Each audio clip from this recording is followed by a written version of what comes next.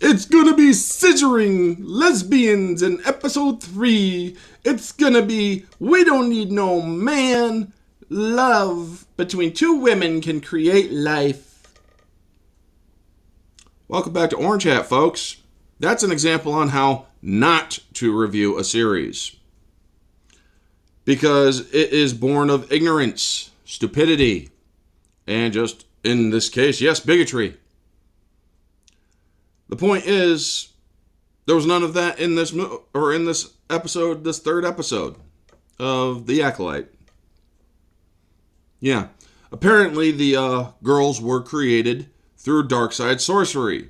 Darkside sorcery exists in the EU. Now, it doesn't, it was the ultimate, or creating life was the ultimate goal of Darth Plagueis.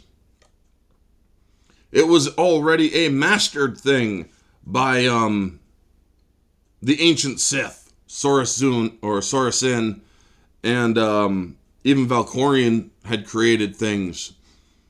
Now, they had not controlled the midichlorians to create life, but they were more shaping and twisting and mutating things. But the Acolyte, man, they took it to a whole new level. They basically did what the Force did to counter the dark side in the EU by creating Anakin. So they used dark side sorcery to create the girls. And a Zabrak female gave birth to two human females, two human kids. And it's like, what? Now everybody says, oh, the third one is guaranteed to push everybody away, and it most likely is probably true, because this episode was terrible from an objective standpoint. Who wrote this episode? It's like, what have you done? What have you done? What have you done? What have you done? What have you done? What have you done? What? I mean, seriously, in all seriousness, it was like, what have you done? What have you done? What have you done? 3 freaking what have you done? It's like, dear Lord, really? And this, folks, twins, reality-wise, which isn't Star Wars, I get that, usually care about each other to such a degree that they won't really fight with each other. Well, this May bitch wants to kill Osha because Osha wants to become a Jedi. And, well, yeah. She's a kid. She starts a fire, burns down a huge freaking temple made of stone and technology and whatnot. And suddenly all the mothers are dead. All the witches are dead. This girl is literally murderous. She tries to murder this weird little alien hummingbird-like thing in the beginning of the episode when she finds her sister because her sister wanted to be alone for a little bit. You know? And so she grabs one of them and starts killing it with the Force, and her sister stops her. It's like, what the fuck is wrong with you? I'm kind of wondering the same thing myself.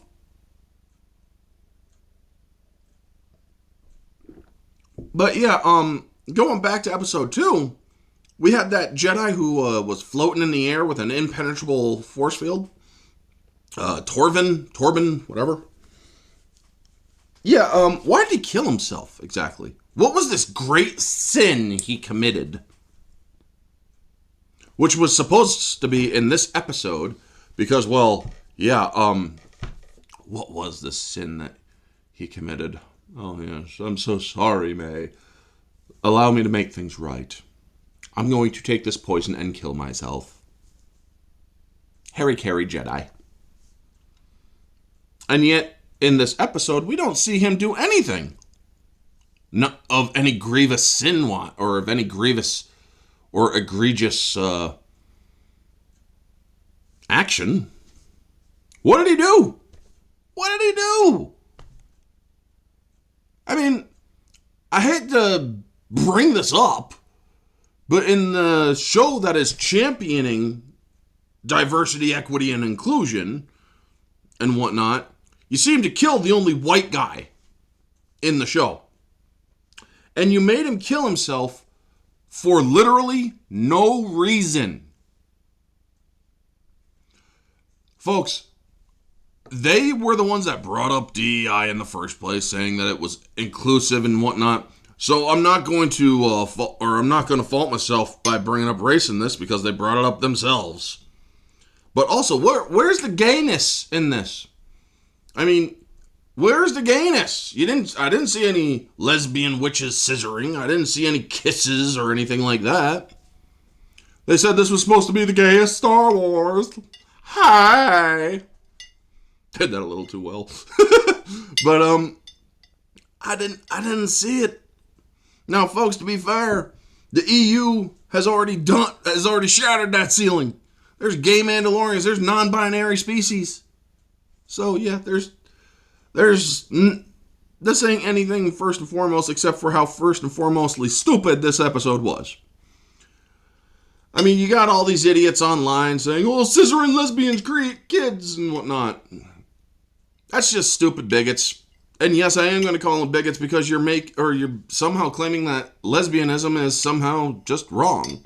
I have no problem with lesbianism, or gay people. I have no problem with the LGBT community. The T community and everything else, I do kind of question, because, well, they have been pushing some serious twisted shit on kids. But as for this episode, it was bad on an objective level. Bad acting, bad writing, inconsistency. What was that Wookiee with the bad proportions of his body? You got a Wookiee head, Wookiee arms, Wookiee legs, human torso in a Jedi robe. Those proportions were terrible. And this has a $180 million budget for this entire string of episodes. So that's like what? There's going to be 10 episodes, so $18 million an episode. You couldn't put the Wookiee in his full bodysuit for this episode. I'm sorry, folks. This has nothing to do with Star Wars. This is somebody just trying to put their mark on the Star Wars legacy. And they literally marked Star Wars with their shit, with their fecal matter. Leslie Headland isn't making Star Wars here. She's making what she interprets as Star Wars, you see. That's why it doesn't bother me so much. This is their interpretation of Star Wars. The EU did it first. They did it best. They had lesbians, they had gay Mandalorians, they had bisexual clones, they had all that shit. They had non-binary species. The changeling from the Republic Commando novels. Yeah. Believe its pronouns were it. Yeah. They also have hermaphroditic species, such as a strill. A dog that can literally change from male to female. Yeah, and it can glide and has 6 legs. I want a strill. I want a strill. They might be cuddly and cute and very, very loyal. But yeah, this episode of The Acolyte, it is by far the worst episode. I mean, the first 2 episodes were the trap. We discussed this on Barroom last night. The first 2 episodes were the trap. The third episode was indeed, it was bad, but I wasn't seeing so gay and lesbianism and all that shit. Yeah, you had that one where she affectionately covets the girl or the Zabrak witch's chin. And I'm trying to wrap my head around how a female Zabrak can give birth to human kids. Yeah, trying to wrap my head around that. But it is sorcery, so anything's possible, right? Leslie Headland is such a freaking idiot. She has no idea how to do this stuff. I mean, honestly, what was your purpose of this episode? Except to show how utterly inept you are at creating Star Wars. Where were these witches from originally? Are they Dathomirian? If so, how the hell did they get off planet? The Force is not the Force, of course, and they think the Force is some sort of thread that you can use and pull and push with and whatnot. And, oh my god, the dialogue is so inconsistent. You have a destiny, but you can also make your own choices, as long as you make the choices that lead to your destiny. So, yeah, what? But yeah, this show is absolute inconsistency incarnate. And it's just absolute stupidity. It's not the gayest shit, like everybody's saying and all those idiots are saying online, scissoring lesbians and all that stuff. I mean, I wish they had that, but then again, it would be Star Horse, not Star Wars. But anyway, folks, that's going to be the video. Y'all who are freaking saying, oh, scissoring lesbians create, or don't need a man to create life, you guys are fucking idiots. And you absolutely have no nuance whatsoever. But I'm not going to say that this episode was anything good to defend. I'm not defending it in any shape, way, or form. This episode was pure stupidity. Anyway, folks, that is going to be the video. You all know the drill. Like, comment, subscribe, share, all that jazz. Let me know your thoughts down in the comment section below. What do you think? Do you think that this show is absolute just garbage? It's garbage. Anyway, yeah. Be a little bit more objective when you're covering this stuff. And stop listening to rumors.